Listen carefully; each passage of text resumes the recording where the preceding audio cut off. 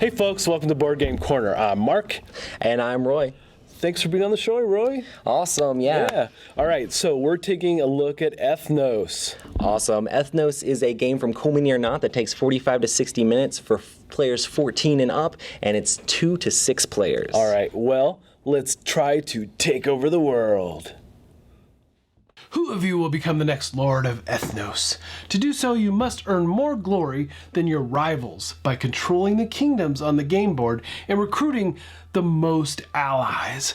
You will accomplish your goals by collecting scattered members of the 12 tribes, represented in the game by cards, and playing them in bands to gain control over the kingdoms. But be careful, your allies can be fickle. Any cards you do not use when you create a band must be discarded, creating opportunities for all your rivals. You must also wisely choose who will be the leader of each band, as only leaders can use their special abilities to aid you in your conquest. The player who can gather the most glory over 3 ages will be crowned Lord of Ethnos and win the game. Place the game board in the middle of the table, shuffle the glory tokens face down, and randomly place 1 face up in each glory space. 3 tokens per kingdom. Arrange the 3 tokens in ascending order. Each player chooses a color and takes the matching control markers. Place 1 on the scoring track. Shuffle all the setup cards and turn over 6 of them. These cards determine which 6 of the 12 tribes that will be used in the game. And depending on which tribes are in the game, you may need to set up some additional pieces. For the merfolk, trolls, giants, and orcs, they all have special boards or tokens that should be placed so they are available to all players. Ethnos is played over 3 ages. In each age, you will try to collect bands of allies that will help you control the kingdoms of Ethnos. At the end of each age, you will earn glory for the kingdoms you control and the band of allies you have gathered. Each player draws 1 card from the allies' deck and adds it to their hand. Turn over a number of cards from the allies' deck equal to twice the number of players in the game, and place them in a face-up row. Split the rest of the ally deck into roughly equal halves. Shuffle the 3 dragon cards into 1 half, then place it underneath the half to recreate the allies' deck. So the dragon cards are all in the bottom half of the deck. Turns move so quick, basically you have 2 options on your turn: draw cards or play a band of allies. On your turn, you may recruit an ally, and you simply draw 1 card and add it to your hand.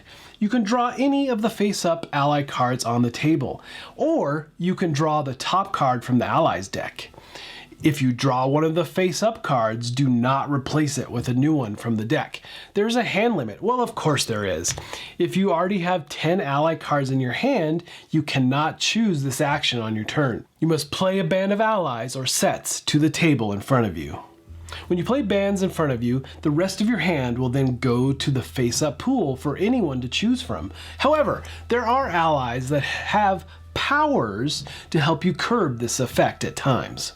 Now, if you draw a dragon card from the allies deck, you must reveal it immediately. Set the dragon card beside the main game board where all players can see it. Then draw another card from the deck. The first 2 dragon cards have no effect on play, but when the 3rd dragon is drawn, the age immediately comes to an end. A band of allies is a group of cards that you play together from your hand. A band can include anywhere from 1 to 10 cards, really.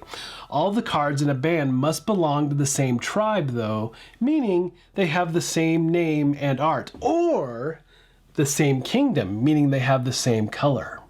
Regardless of how you play your sets, being either races or colors, the top card is your band leader, and that will dictate where you place your control marker on the map.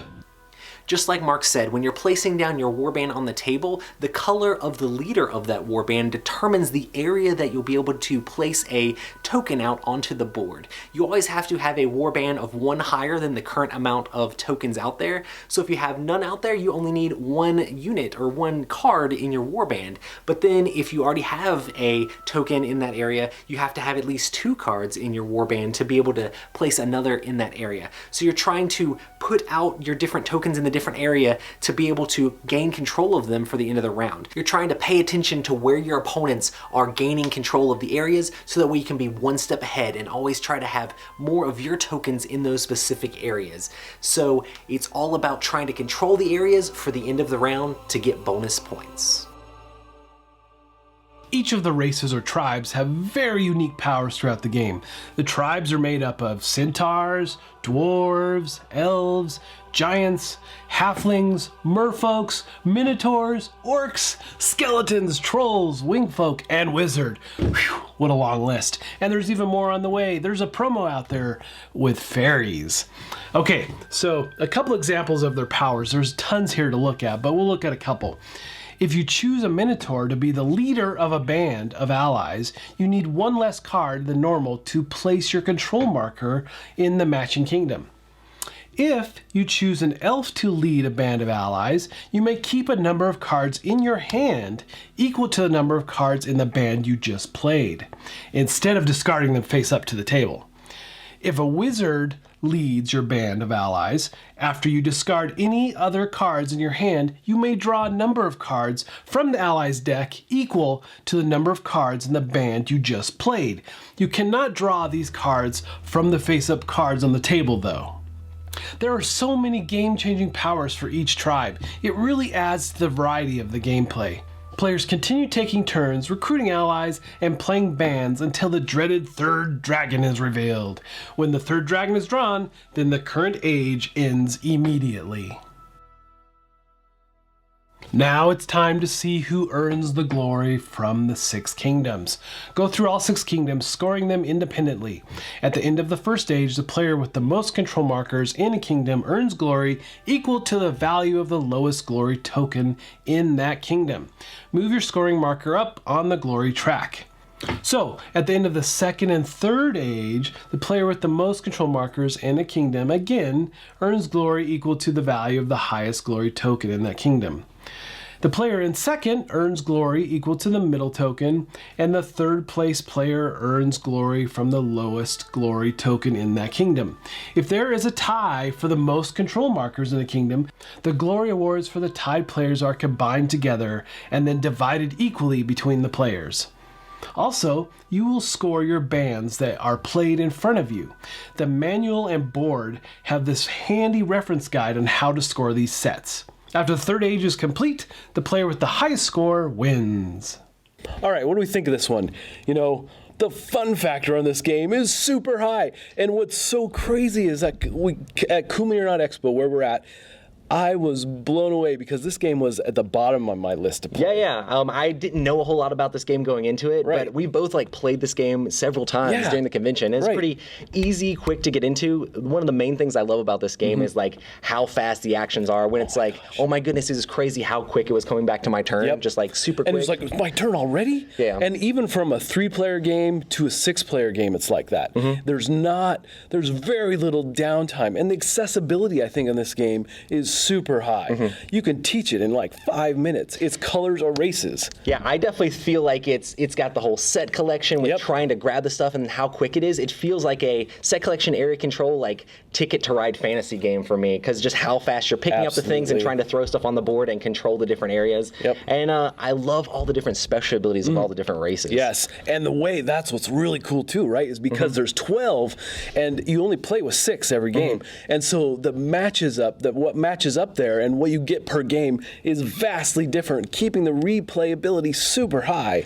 Yeah, I think that the way you can just tailor the game to how you want to play it a little bit by picking different guys or maybe just deciding. Right. Also, one of the things I think is really interesting is how the round ends with the dragons. It is so good. You shuffle in 3 dragons into the bottom half of the deck, so you're never quite sure exactly when the round's going to end. So you can collect up all these different like combos and things, but if you're not prepared, the 3rd dragon can come up and you've just wasted so And much it's that- time. I love that high pressure feel of that too. You're like, oh my gosh, the deck has got 4 cards left in it. Don't pull from that. And everybody's like, oh yeah, I want to pull from that. You've had games where you've had those hands full Yeah, of cards. I and was been ready to lay I'm down ready to 4 wreck sets. the entire board. But then the last dragon comes up. Oh, it was brutal. So, yeah, this game, super high marks for me. The only downside for me is the kind of the lack of theme for it. Yeah, it's very abstract. It's very as far as abstract. that It's goes. got, it's a fantasy theme, and the artwork on the cards is great. The artwork on the box is nice, but the board is kind of bland. You look at the board, and you think, oh, this is going to be kind of dry. But it ends up that it's just super fun. I feel like it works overall. I love the like old school art. The graphic design is fine and stuff, but I think the way this game really shines is just as a light, quick game. Yeah, it really is. And again, I think for me, I would pull this out before Ticket to Ride. Absolutely. This will be my go-to.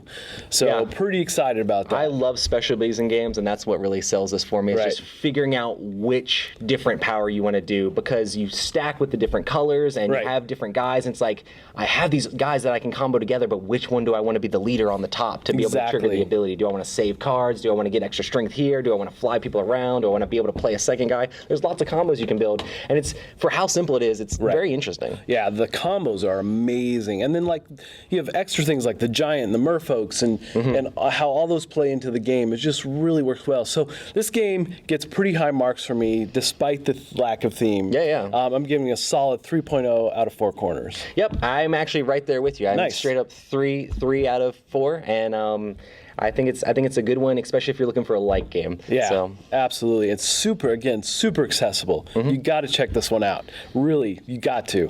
All right, so folks, thanks for watching, and until next time, we'll see you at the table.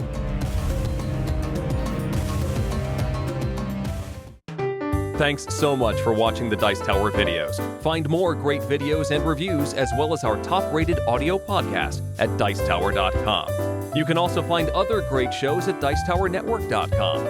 I'm Eric Summerer, and you've been watching The Dice Tower. The Dice Tower is sponsored by Cool Stuff Inc., where you can find great games for great prices. Cool stuff in stock. Check them out at CoolStuffInc.com.